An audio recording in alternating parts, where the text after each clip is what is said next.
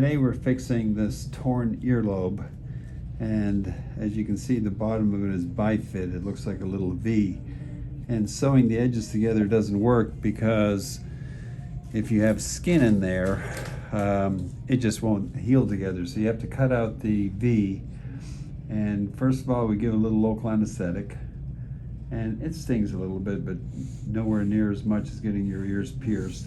And now it's all numbed up, and the shot's a little uncomfortable, but it's tolerable. It's like a shot of Botox. And once that's in, we cut out this little V and just put in a few sutures to close it. And she'll have to clean the suture line with Q-tips and peroxide, and put a little Vaseline on there a couple times a day just so she doesn't make a big crust over here. And then about a week from now we'll take out her sutures. And then I let them wait until the scar softens. For most people that's about 3 months. And then they come back in the office and I can just re-pierce their ear for them.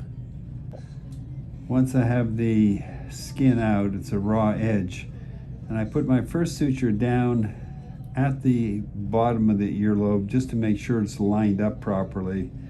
I don't want a little step off here. And this is just a very, very simple suture with a little nylon thread, and we put about 5 of these in and we're all done.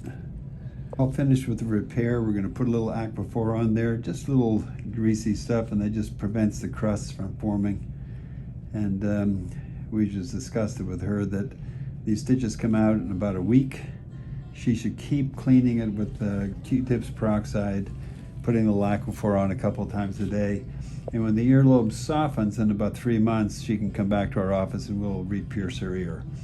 That's how we fix earlobes at Orange County Plastic Surgery in Newport Beach, California.